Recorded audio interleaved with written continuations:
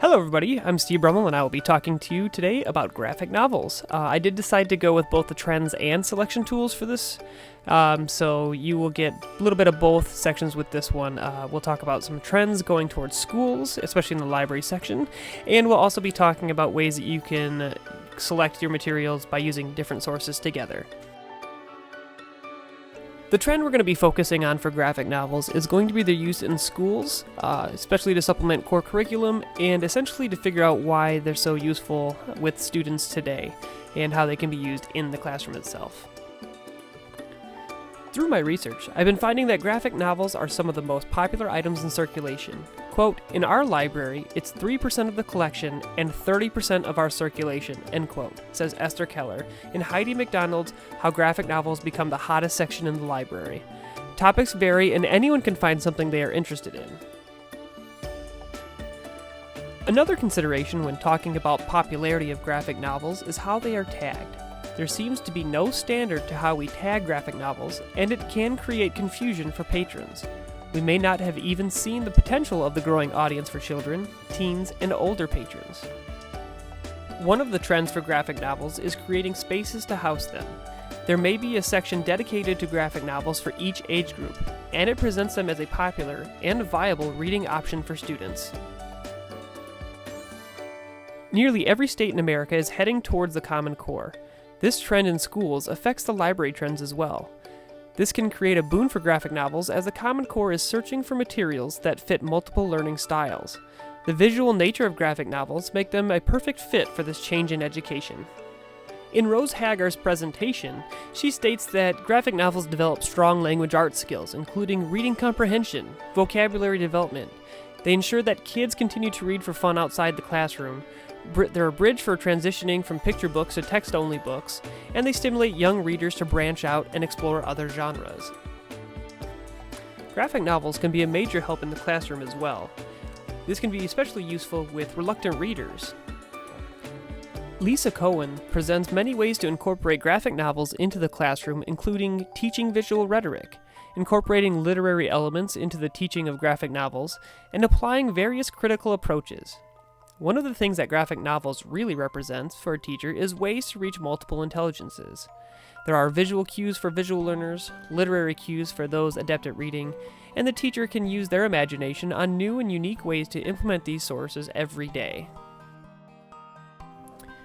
Finally, for trends in graphic novels, we look to Gene Yang and his passion towards graphic novels in the classroom. He believes that comics are motivating, visual, permanent, intermediary, and popular. As school libraries look to supplement the Common Core, it is important that we focus people's attention to the benefits of this new resource. As a personal example of how we can use graphic novels in schools, I am in a high school that has a program called Code Read. For 30 minutes every Thursday, students and staff are supposed to read. There are a number of reluctant readers in the school, and 2 came asking for Cat in the Hat at different times as high schoolers. Instead of trying to convince them of why a high school library no longer carries such books, I instead focused on bringing them towards our graphic novel section. Both students seemed interested in the fact that they didn't have to read a novel, but actually left without being upset with their book choice. The next thing I'm going to do is show you some selection tools for graphic novels. I am recording off my iPad, so there will be points where the screen kind of goes narrow and then goes wider again, so just be aware that that's going to happen here. So the first thing I want to do is I want to introduce you to the YALSA Book Finder app. There we go, it's switched to the side. Alright, now on this app, what you can see is that they have a couple suggestions for hot picks for the day. Not only that, you can kind of search by title and author and genre, year, etc., etc. You can find book lists for different types of books. Here we can find the Great Graphic Novels section. Notice there are a ton of graphic novels in here, but we're going to look at A Wrinkle in Time, the graphic novel. Wrinkle in Time being the classic novel that they just kind of turned into a sci-fi graphic novel for you. Let's see. Once you click on the book for Find, you can go onto a map where you can see what public libraries in the area have the book, so libraries that are close to you. I live out in Yorkville, so those kind of were closer to me. And here we're going to kind of scroll through to give you an idea of how many books they actually have for their graphic novel section. So that is the Yaltza Teen Book Finder app. You can find it technically in the App Store, or you can go to the Yaltza webpage and you'll find it there. Speaking of the Yaltza website, we're going to be looking at book lists from Yaltza as well. We're going to look at the graphic novels section here. The reason why we're doing this and why this is a good source is because they have their top 10 lists for great graphic novels or basically since 2007. So you can go on there and search for the books using their ISBN, and these are books that Yaltza recognizes themselves. Now, these aren't the end-all be-all of graphic novels, but it is at least a very good place to start to find a decent collection from the get-go. So if you have a very limited graphic novel section, this is a great place to get your first experience with the graphic novels themselves. And it's kind of nice because they have every single year on there, and you can actually start voting for the newest ones today. The next site I wanted to show you is the School Library Journal. I'm showing you this, but I'm not going to go too deep into it because I actually don't own a subscription to it, so I can't show you that much. But they do have graphic novel reviews, so if your library that you work at, whether it's a school or a public library, if they have a subscription to the School Library Journal, then you can go in and check out reviews. As you can see here, it kind of shows you a brief amount for just kind of as a test, but it doesn't actually let you go deep into the reviews themselves. But you are more than welcome to go through it, and they have reviews for younger grades, high school, middle school, that kind of area, and so whatever age group you work with, you can find something here. But again, I don't have a subscription, so I'm just going to kind of move on from this point. The next site I'm taking you to, most of you will actually recognize as Goodreads.com. I'm sure plenty of you have accounts of your own. The reason why I'm here is because they have lists for graphic novels, which is an excellent place to start as you're trying to build your collection. So for instance, in this list, you have popular young adults graphic novels. There are over 500 books in this particular list. And if you know anything about graphic novels, there are actually thousands of graphic novels out there, but these are kind of the more popular ones that more people would know about. For instance, we have one on primates here. This one is more of a nonfiction type, whereas they talk about Jane Goodall and a couple other female scientists as they work through with the apes and things like that, and a couple other things that they do there.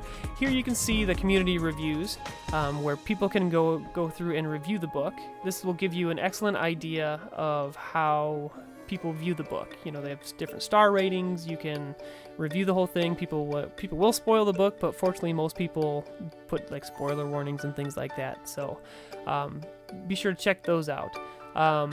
Another book we want to see on here is called Anya's Ghost. As I was going through my research, I found this book on a lot of lists. This is actually about a Russian girl. And so one of the cool things is when you click on a book that is in a list, it takes you to a group of other books. You can see best graphic novels. There was over 1,380 books on the list. Like I said, there's a lot of them. But we're going to look at the ones for children. It actually is on both of those lists. It's number 7 on best books for children. So, but people can actually vote on these, and then if you vote on them, it actually changes their placement on that. Usually, the nice thing about it is that when people do vote, the best books come to the top. It can go wrong if a lot of people vote for the wrong thing, but for the most part, it works out really well. The next site I'm taking you to is called TidalWave.com. This is also a subscription-based service. I do actually have a subscription to this one, so I can show you around Tidal Wave for a little bit. First, you see here, I've only got 37 graphic novels on my list, but what I'm going to do is I'm going to show you how you can do an advanced search for graphic novels, and I'm just going to do a really basic one. So I have young adult clicked, and I have graphic novels clicked, and then I'll search for books. So then it's going to pop up, and now all of a sudden I have 559 items. Now there's a lot of repeat items in here. You can see there's 20,000 Leagues Under the Sea 4 times, Abraham Lincoln 4 times, Huckleberry Finn 3 times, but there is a number of different books.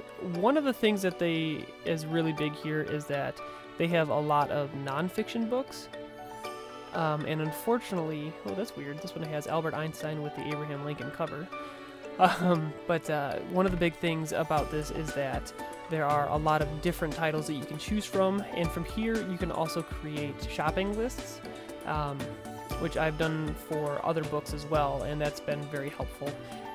And then you can save those lists for later on. So maybe you order like 30 books this time, but next time you can order 50. So you've got a list that's already running, and you'll know which ones you have. So that's a really nice thing for this. You can also go through it and see what ebooks they have. You can download them for the App Store. There's a digital reader through Follett. And you can change a lot of different things. Oh, here's the Anya's Ghost. So obviously you can see we can order that through Follett as well. And this kind of gives you a lot of the idea of what's there. Subjects, it gives you a lot of detail into what subjects are covered in a book. So right off the bat you can figure out which issues are being represented in each title. The next one we're going to talk about is Amazon.com. I know what you're thinking, this is really cheap that I'm using Amazon, and you're right, it is. But the reason why I'm bringing up Amazon is because of things that you all already know. They have a much larger selection of books, they have them separated by young adults, children, that kind of stuff, and you can kind of set your own search to however you want to do it. Also, Amazon is a really big deal because of how cheap they can be. A lot of times you can find books for half the price or even less, so if you're really trying to save some money and the way you do your budget allows you to use Amazon, that's kind of a major deal. Also, they have user reviews here as well, and I honestly believe that Amazon is one of the best ways to look for a book, because you'll find all sorts of things on here. And the other best thing about Amazon, in my opinion, is that when you click on a book, they will find books that are similar to that type of book for you. And for instance, there's Bone 3, and then it tells you other volumes in the book, but also what other people bought. Granted, for this one, there's so many Bone books, they kept going with that, and they have reviews and stuff like that. So definitely use Amazon if you haven't used it before.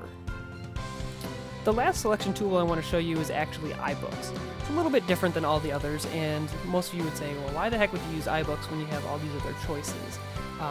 The reason why I choose iBooks is for one very specific thing. They make it easy for you to search. They have graphic novels separate from everything else. Let's see if we can get this up here. My internet's pretty slow. So we're going to look up Anya, the book that we saw a couple times earlier. So there's Anya's Ghost there, which we can't see the cover yet because, again, my internet's slow. There it goes.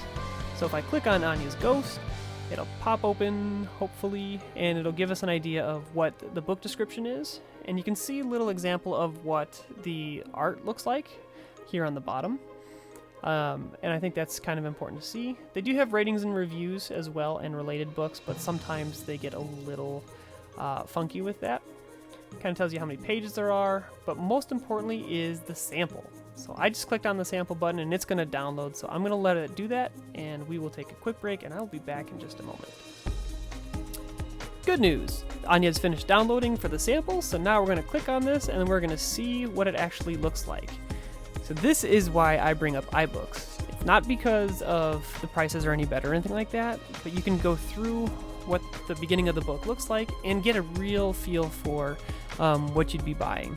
I mean, essentially it's the same book as the paperback edition or the hardcover edition, so you can read a little bit of the story, see if it fits what you need, and you can see if the art style is appropriate. I think one of the biggest things that's important to do when you're a librarian is to understand what books are appropriate for what age. This one seems to be, in terms of art style, closer to what we would look for. There are some books that are a little heavier in content, and by that I mean like maybe they're extra gory, or maybe they have a lot of swears in it and things like that, but the iBooks preview can give you a good idea of what you're getting into before you purchase a book, and I think that's one of the most important things that you can get, because not every review is going to tell you what it is, or not every review is going to describe the art style to you or tell you if it's super bloody. Hopefully they do, but they don't always do that. So again, iBooks is an excellent resource because of the samples that you can get. So please make sure that you take advantage of all these tools, and if you use all these tools together, I think you'll have a really good opportunity to see are a really good opportunity to make excellent choices as you buy graphic novels. So thank you so much for paying attention to my presentation here. I hope you enjoyed it, and I look forward to hearing from you. Have a great day.